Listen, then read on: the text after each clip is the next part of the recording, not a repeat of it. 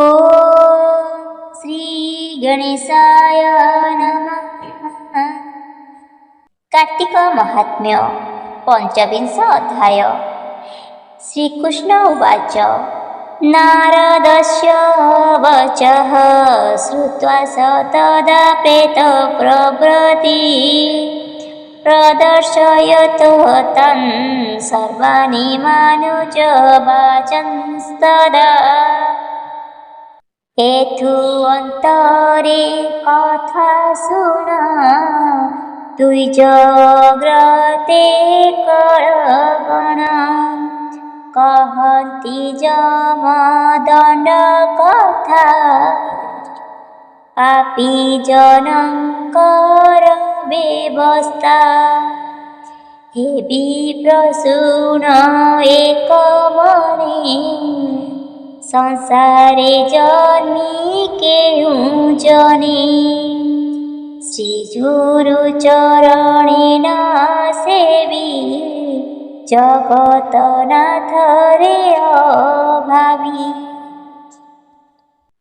उत्तम जन दूर करी पूजन मेरे दिन हरि गुरु निंदुक गुरुद्रोही गुरु विषये गर्भ बही एमंत पापी जेबे मरी ता प्राण प्रेत पिंडे भरी तुरीते धरी घेनी आसु नासा श्रवण बेगे नासु शेरंद्रे लोह कीड़ा मारी नरके निवेशु बांधी करी जावत जम अधिकारे तावत थाई नरक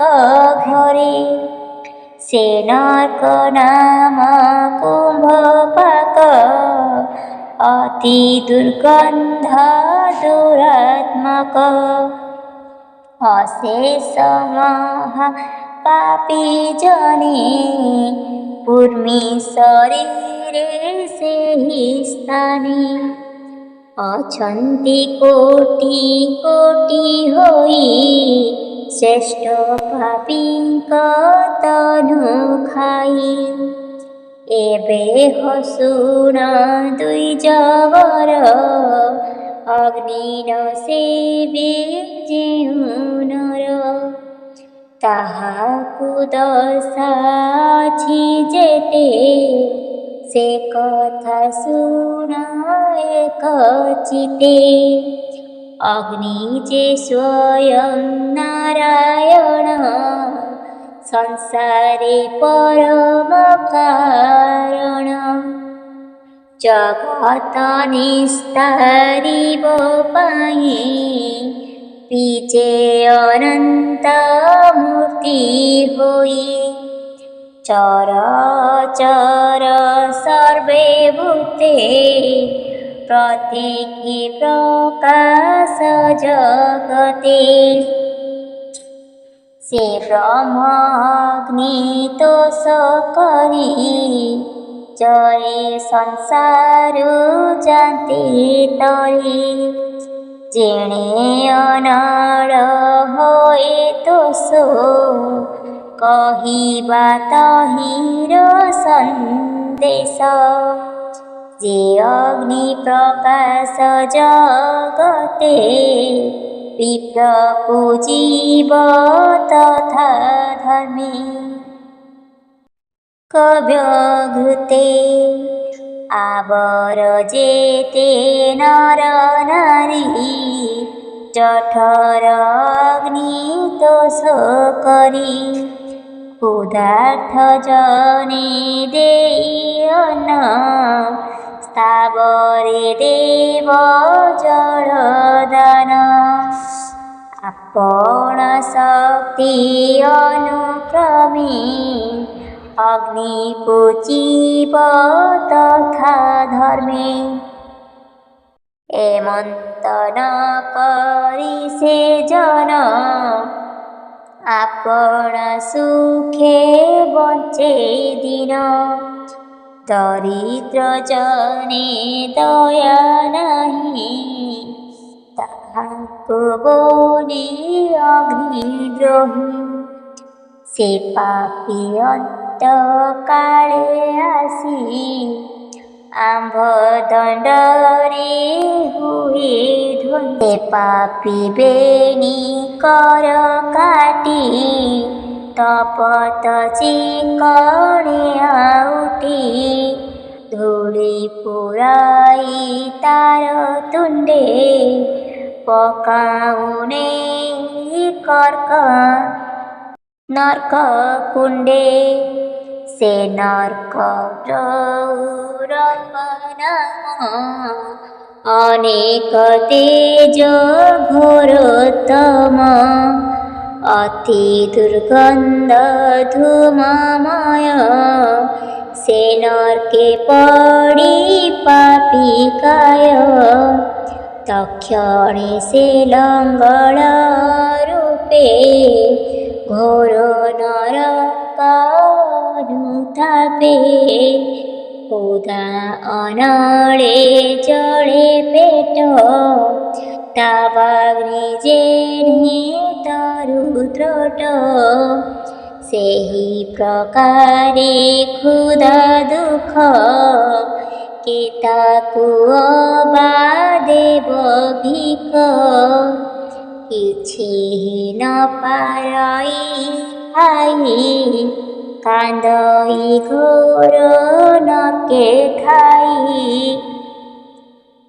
ସଂସାରେ ଥାଇ ଯେତେ ଦଣ୍ଡ, ତେତେ ବରଷ ନର୍କ କୁଣ୍ଡ।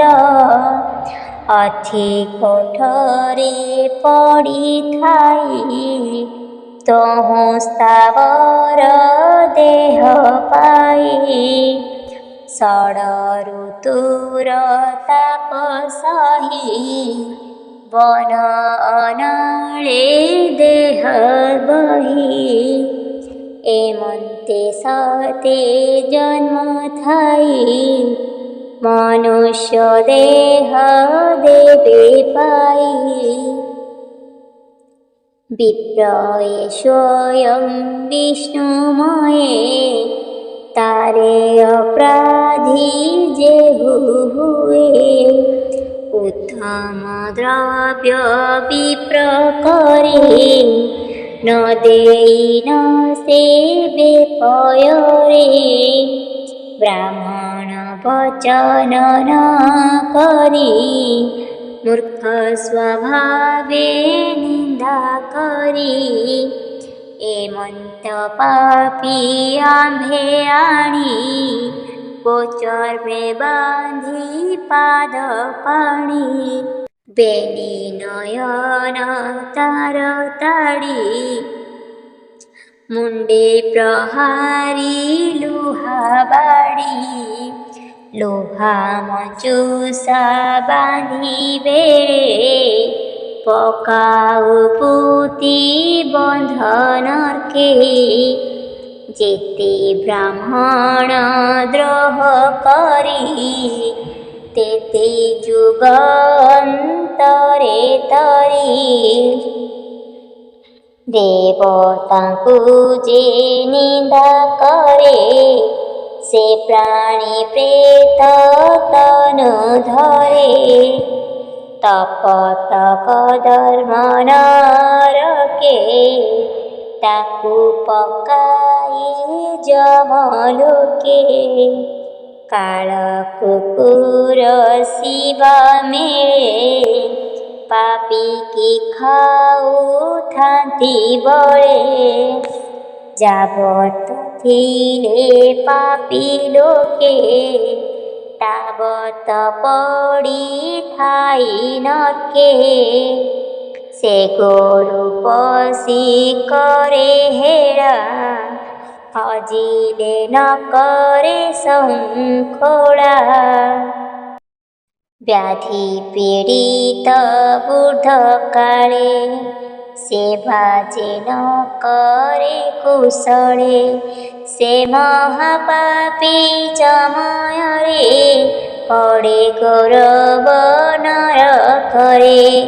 ବୋଧିଙ୍କ ରୂପେ ମହାକଷ୍ଟି ତାର ଉପରେ ଶିଳ ବୃଷ୍ଟି।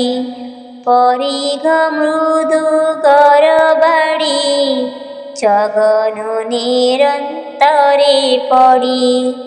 ଗୋଙ୍ଗେର ଯେତେ ଥାଇ ତେତେ ବରଷ ନର୍କେ ଯାଇ। ପୁଣି ଜନ୍ମଇ ଗୋରୁ ରୂପେ ଏକଥା ଅଟଇ ସ୍ୱରୂପେ। ଅତିଥି ଯାର ଗୃହ ବାସେ ସର୍ବଦା ଚଳଇ ନିରାସେ। ଅନ୍ନ ଦେବାକୁ ଶକ୍ତି ଥାଇ ନିରାଶ କରି ବାହୁଡ଼ାଇ। ସେ ଗୃହେ ଧର୍ମ ଥାଇ ଯେତେ ଗମଇ ଅତିଥି ସଙ୍ଗତେ।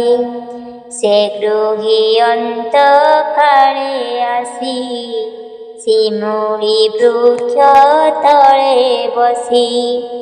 ଭିକ୍ଷୁକ ରୂପ ଧରି ଦୁଃଖେ ଅନ୍ନ ମାଗଇ ଅତି ଭୋକେ। ଏ ଯେ ନିରାଶ ଯମପୁରୀ କେ ତାକୁ ଦେବ ନବାରି। ଦେଇ ନଥିଲେ ପାଇ ନାହିଁ ସକଳ ଶାସ୍ତ୍ରେ ଏହା କହି। ଅଧିକ ଦଣ୍ଡ ଅଛି ଯେତେ କହିବା ଶୁଣ ଏକ ଚିତେ। ଅତୀତେ ଅବକତ ଯେହୁ ଅତି ଅଭାଗ୍ୟବନ୍ତ ସେହୁ। ତାର ଜୀବନ ଜମାଳେ ଉଦାରେ କାନ୍ଦଇ ବିକଳେ। କାନ୍ଦିଲେ ଯମଦୂତେ ଧରି ନିଷ୍ଠୁର ମୁଥେ ମୁଥେ ମାରି।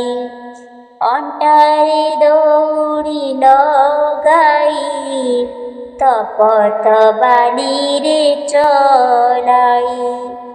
ତୁଣ୍ଡେ ପୁରାଇ ଇଟା ମାଟି ତନୁରେ କଣ୍ଟା ଛାଟ ପିଟି। ଏମନ୍ତେ ନାନା ଦଣ୍ଡ ଦେଇ ନରକେ ନିବେ ସନ୍ତି ନେଇ। ନାରକ ନାମେ ଦୁଷ୍ଟ ଆସି ଅନବରତେ ବହିଅସି। ସେ ଆସି ଦାରେ ପାପୀ ଦେହେ ନିରତେ କାଟୁଥାନ୍ତି କହେ। ଏମନ୍ତେ ଅଗ୍ନିଦ୍ରୋହୀ ନର ଯୁଗ ଅନ୍ତରେ ହୋଇପାର। ପୁତ୍ର ପତ୍ନୀ ସେ ବି ବଞ୍ଚେ ଧର୍ମ ନ କରି ଧନ ସଞ୍ଚେ। ସେ ଜନ ମୃତ୍ୟୁ ମୂଳେ ଯେତେ ଭୁବନେ ତାହୁଏ। ନିଷ୍ଠୁର ନର୍କେ ତନୁ ଗଞ୍ଜି। ସୁପୂର୍ଣ୍ଣ ଜନ୍ମ ଯାଏ ବଂଶେ ସେ ନର ଥାଇ ନର୍କ ବାସେ। ଯେ ଜନ ବିବେକପଣେ ମୃତ୍ୟୁକୁ ଦଣ୍ଡେ ଆକରଣେ। ତାର ଜୀବନ ଅନ୍ତକାଳେ ପକାଉ ହେବ ନର୍କ ସ୍ଥଳେ। ସେ ନିରେ କର୍କଟ କୁମ୍ଭୀର ମତ୍ସ୍ୟ ମଗର ସୁସମ୍ବର। ଏମନ୍ତେ ଜଳଚର ଯିବେ ପାପୀଙ୍କୁ ଖାଆନ୍ତି ସର୍ବେ। ସେ ପୁଣି ତିନି ଯୁଗ ଗତେ କିଞ୍ଚିତ ଧର୍ମ ତାର ଥିଲେ। ନରକୁ ହୋଇ ନିସ୍ତାର ଏବେ ଶୁଣହି ଜବର ଜୀବନ ଜନ ଜ୍ଞାନହୀନେ ଜନ୍ତୁ ବଧଇ ଶ୍ରଦ୍ଧା ମନେ ସେ ପ୍ରାଣୀ ପର ଲୋକେ ଆସି ସାତ ଚଣ୍ଡାଳ ରୂପ ଦିଶି ଅନେକ ମାଡ଼ ମାରୁ କରେ ପ୍ରଭାବ ସହ ଶରୀରେ ପୁଣି ସାରାସା ବନ୍ଧ ବନ୍ଧି ପାଟ ଦଉଡ଼ି ତହିଁ ବାନ୍ଧି ବଡ଼ସି କଣ୍ଟା କଣ୍ଠେ ଭରି କଳାରେ ବନ୍ଧୁ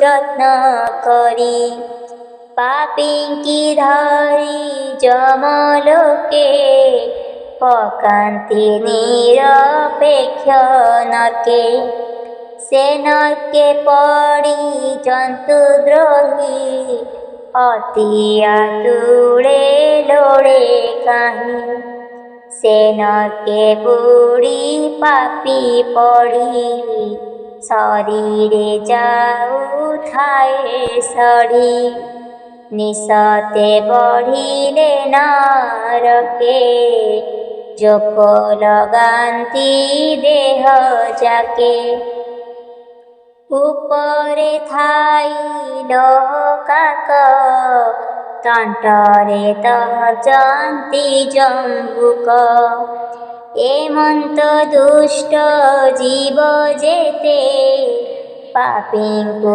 ପୀଡ଼ିବା ନିମନ୍ତେ ନରକ ତୀରେ ତୀରେ ଥାନ୍ତି ପାପୀଙ୍କି ଦେଖି ପ୍ରାଭବନ୍ତି କେତିରେ ଜନ ଥିବା ଯାଏ ନରକେ ପଡ଼ିଥାଇ କାଏ ଯେ ନରଦୟ କ୍ଷମା ବୈନ ସଂସାରେ କହିଥାଇ ତନୁ ସେ ଦେହ ଅନ୍ତେ ସମୟେ ତାକୁ ଦଣ୍ଡନ୍ତି ଲୋହକାରେ ଲୋହ ମଞ୍ଜୁଷ ବେକେ ଲଦି ମୁଣ୍ଡରେ ଲୋହ ଷୋଳ ଛେଦି ତପତ ଲୁହା ତୁଣ୍ଡେ ଭରି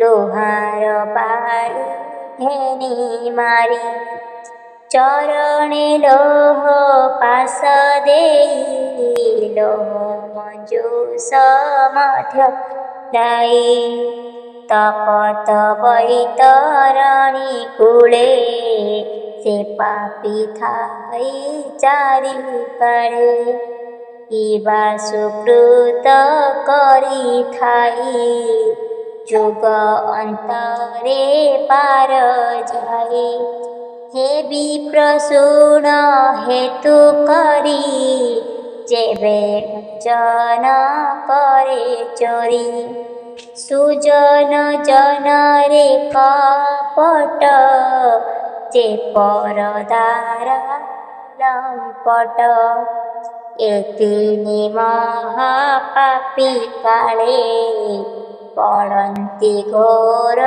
ନର୍କସ୍ଥଳେ କୃଷ ଶୋଣିତ ସୂତ୍ରମଳ ଏ ଚାରି ମିଶି ଯେଉଁ ଜଳ ତିନି ହେ ପଡ଼ିଥାନ୍ତି ତହିଁ ପାପୀଙ୍କି ଅନୁସରି ରହି ଯେ ଜନ ପରେ ନନ୍ଦା କରି ତା ମୁଖେ ଗୁରୁଜ ପ୍ରହାରୀ ସାଧୁ ହଂସନ୍ତି ଯେଉଁ ମୁଢ଼େ ତାଙ୍କୁ ବସାଇ ଯନ୍ତାରେ ଅଭକ୍ଷ୍ୟ ଭକ୍ଷନ୍ତି ଯେ ଜନ ତା ବାସ ନରକ ସଦନ ହେଟ ବଦନେ ପଡ଼ିଥାଇ ঊর্ধ্বକୁ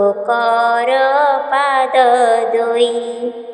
ଯେ ନିଜ ଜାତି ଧର୍ମ ଖଣ୍ଡି କୀଟଙ୍କ ଦଣ୍ଡେ ତାକୁ ଦଣ୍ଡି।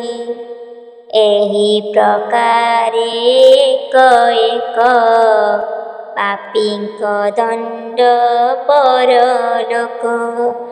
ଏହା ନ ଜାଣି ଜଡ଼ି ମୂର୍ଖ ଆତ୍ମାକୁ ଦେଉଥାନ୍ତି ଦୁଃଖ। ଦୂତଙ୍କ ମୁଖ ଏହା ଶୁଣି ବିପ୍ର ଚିନ୍ତଇ ଚକ୍ରପାଣି।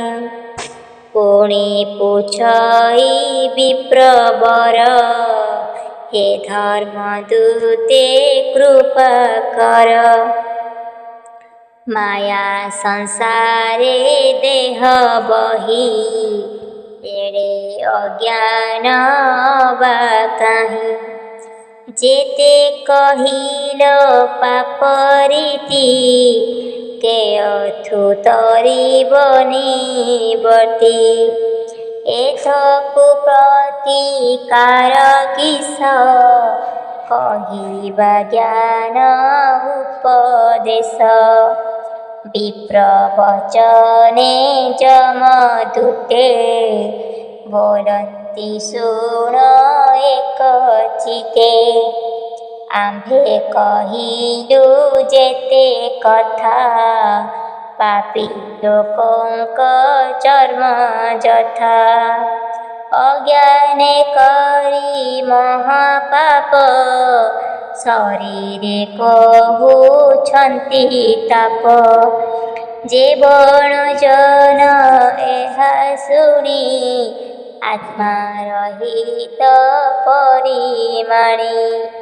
ତିକ କୃତ୍ୟ ମହାବ୍ରତ ଶରଣ ଯିବେ ରମାକାନ୍ତ। ତାର ସକଳ ପାପ ଧ୍ୱଂସୀ ଅଚିନ୍ତା ପୁରେ ଯାଇ ବସି। ଏ ଧ୍ରୁବ ବାକ୍ୟ ନିରାଧାର ଆପଣା ଠାରୁ ହେତୁ କର। ତୁ ଯେବେ କାର୍ତ୍ତିକ ମାସରେ ନଥାନ୍ତୁ ସାଧୁ ସଙ୍ଗତରେ। ତୋର ସୁରତି କାହିଁ କାଳେ ନରକେ ଥାନ୍ତୁ ଏତେବେଳେ। ଏବେ ନିସ୍ତରିଲୁ ଦୁସ୍ତରୁ କାର୍ତ୍ତିକ ବ୍ରତ ମହିମାରୁ। ଏ ମନ୍ତ୍ର ବୋଲି ଯମଦୂତେ ତକ୍ଷଣେ ବ୍ରାହ୍ମଣ ସଙ୍ଗତେ। ମିଳିଲେ ଯଦୁପତି ଆଗେ ବିପ୍ରଙ୍କୁ ଦେଖି ଅନୁରାଗେ। ଯମ ବୋଲନ୍ତି ଦ୍ୱିଜ ଶୁଣ ତୁମ୍ଭର ଅଛି ଏଡ଼େ ଗୁଣ।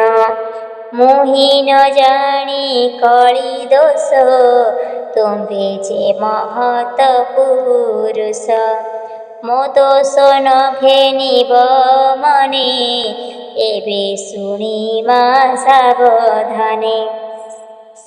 କିସ ସମ୍ପଦେ ଇଚ୍ଛା କର ଦେବି ମୁଁ ମାଗି ଘେନ ବର।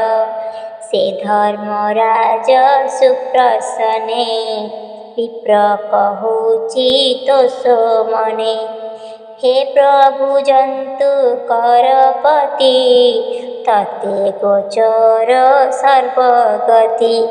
ସକଳ ଧର୍ମା ଧର୍ମ ଜାଣୁ ପ୍ରାଣୀଙ୍କ କର୍ମ ପରିମାଣୁ। ତୁଝେ ଭକତି ଯାରେ ବହୁ ସେ ଅନ୍ୟ ମାର୍ଗେ ଯିବ କାହୁଁ। ଏବେ ତୁ କର ମତେ ଦୟା ଯେ ଦେହ ପରେ ନାହିଁ ମାୟା। ସେହି ସ୍ୱରୂପ ମତେ କର ଜନ୍ମ ମରଣେ ମୋର ଡର। ଏଣୁ ନୋହିବ ମୋର ଦେହ ଦେହ ବହିରେ ଲାଗେ ମୋହ। ମୋହରୁ ଲୋଭ ହୁଏ ଜାତ ଲଘୁ ଅଶେଷ ପାପଗ୍ରସ୍ତ ପାପ ସକାଶୁ ଜନ୍ମ ମୃତ୍ୟୁ କେହି ନ ଜାଣେ ହେତି ହେତୁ ମୁଁ ଏହା ଅନୁଭବ ଜାଣି ତୁମ୍ଭଙ୍କୁ କହୁଅଛି ପୁଣି ଜାତ ନହିବି ଯୋନି ଦ୍ୱାରେ ରହିବି ପର ଉପକାରେ ଏମନ୍ତ ଆଜ୍ଞା ଦିଅ ମତେ ଯେବେ ସୁଦୟା କଲ ଚିତେ ବିପ୍ରବଚନେ ଜନ୍ତୁପତି ହୋଇଲେ ଦେବା ଏହି ଗତି ଏବେ ତୁ ଯକ୍ଷ ଲୋକେ ରହି ସହସ୍ର ଯୁଗ ଭୋଗ ପାଅ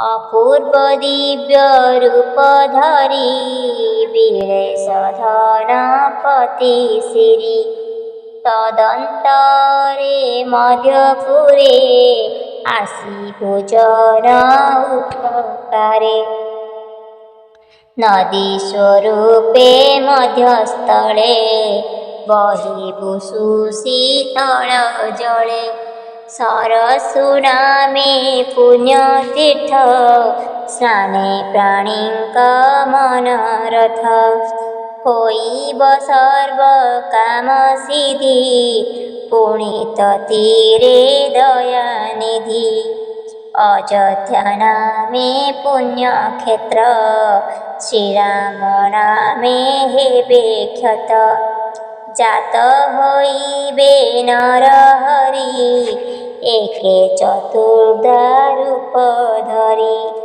ଲକ୍ଷ୍ମୀ ଯେ ସୀତା ନାମ ବହି ତୋର ନିକଟେ ଥିବେ ରହି ତୋ ଜଳ ସ୍ନାନ ପାନ କରି ଆନନ୍ଦେ ଲକ୍ଷ୍ମୀ ନରହରି ତତେ ମୁକତି ଗତି ଦେବେ ସମୟେ ସୁଖ ଭୁଞ୍ଜଇବେ ଏମନ୍ତେ ଜନ୍ତୁ ପତି ବାଣୀ ପୁଷ୍ପ ବିମାନେ ସେହି କ୍ଷଣି ବିପ୍ର କମିଲା ପକ୍ଷୟରେ ଗନ୍ଧର୍ବ ଗଣ ସଙ୍ଗତରେ ଅଳକାପୁରେ ହେଲା ଯାଇ ରହିଲା ଦିବ୍ୟ ଭୋଗ ପାଇ ଶୁଣ ଗ ଦେବୀ ସତ୍ୟଭାମା ଏମନ୍ତେ କାର୍ତ୍ତିକ ମହିମା